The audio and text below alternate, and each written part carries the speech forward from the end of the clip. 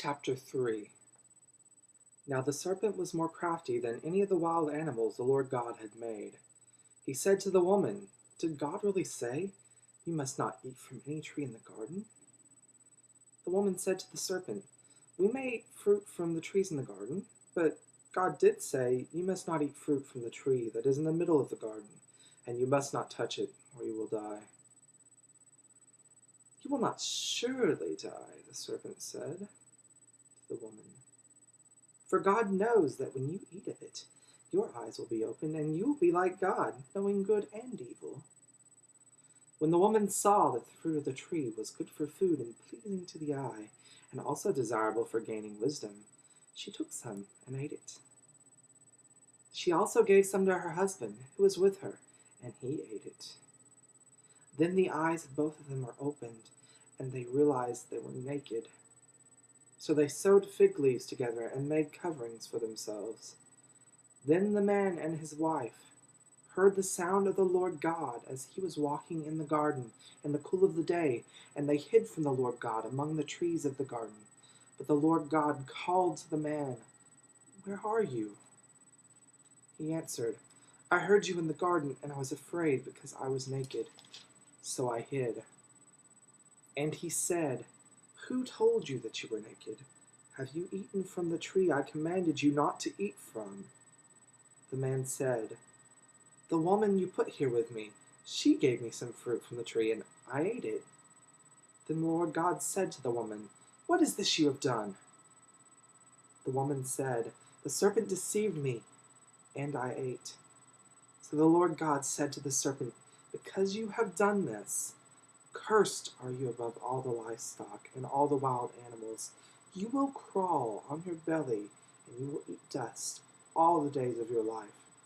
And I will put enmity between you and the woman, and between your offspring and hers. He will crush your head, and you will strike his heel." To the woman he said, "I will greatly increase your pains in childbearing. With pain you will give birth to children. Your desire will be for your husband, and he will rule over you." To Adam he said, "Because you listened to your wife and ate from the tree about which I commanded you, you must not eat of it. Cursed is the ground because of you. Through painful toil you will eat of it all the days of your life. It will produce thorns and thistles for you, and you will eat the plants of the field. By the sweat of your brow you will eat your food until you return to the ground, since from it you were taken. For dust you are, and to dust you will return."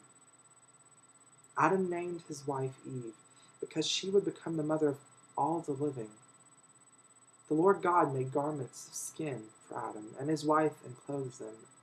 And the Lord God said, "The man has now become like one of us, knowing good and evil. He must not be allowed to return, to reach out his hand and take also the tree of life and eat, and live forever."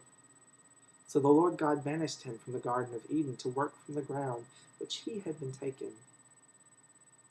After he drove the man out, he placed on the east side of the Garden of Eden cherubim and a flaming sword flashing back and forth to guard the way to the tree of life. Chapter 4. Adam lay with his wife Eve, and she became pregnant and gave birth to Cain. She said, "With the help of the Lord, I have brought forth a man." Later she gave birth to his brother, Abel. Now Abel kept flocks, and Cain worked the soil. In the course of time, Cain brought some of the fruits of the soil as an offering to the Lord. But Abel brought fat portions from some of the firstborn of his flock. The Lord looked with favor on Abel and his offering, but on Cain and his offering he did not look with favor. So Cain was very angry, and his face was downcast. Then the Lord said to Cain, "Why are you angry? Why is your face downcast? If you do what is right, will you not be accepted? But if you do not do what is right, sin is crouching at your door. It desires to have you, but you must master it." Now Cain said to the brother Abel, "Let's get out of this field." And while they were in the field, Cain attacked his brother Abel and killed him. Then the Lord said to Cain, "Where is your brother Abel?" "I don't know," he replied. "Am I my brother's keeper?" The Lord said, "What have you done? Listen, your brother's blood cries out to me from the ground. Now you are under a curse, and driven from the ground, which opened its mouth to receive your brother's blood from your hand.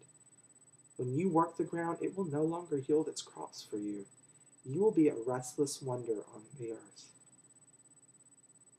Cain said to the Lord, "My punishment is more than I can bear. Today you are driving me from the land, and I will be hidden from your presence. I will be a restless wanderer on the earth, and whoever finds me will kill me." But the Lord said to him, "Not so. If anyone kills Cain, he will suffer vengeance 7 times over." Then the Lord put a mark on Cain, so that no one who found him would kill him. So Cain went out from the Lord's presence and lived in the land of Nod, east of Eden. Cain lay with his wife, and she became pregnant and gave birth to Enoch. Cain was then building a city, and he named it after his son Enoch. To Enoch was born Irad, and Irad was the father of Mehujael, and Mehujael was the father of Methusael, and Methusael was the father of Lamech. Lamech married 2 women, one named Adah and the other Zillah. Adah gave birth to Jabal. He was the father of those who live in tents and raise livestock. His brother's name was Jubal. He was the father of all who play the harp and flute. Zillah also had a son, Tubal-Cain, who forged all kinds of tools out of bronze and iron. Tubal-Cain's sister was Naamah. Lamech said to his wives, "Adah and Zillah, listen to me. Wives of Lamech, hear my words. I have killed a man for wounding me, a young man for injuring me. If Cain is avenged 7 times, then Lamech 77 times."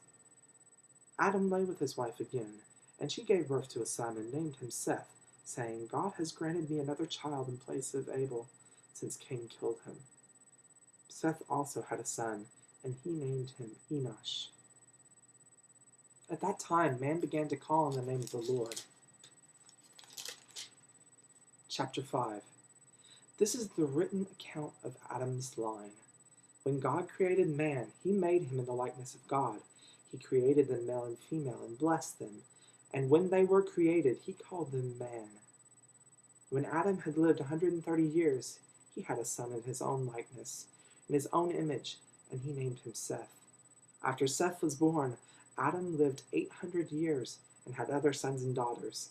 Altogether, Adam lived 930 years, and then he died. Mehujael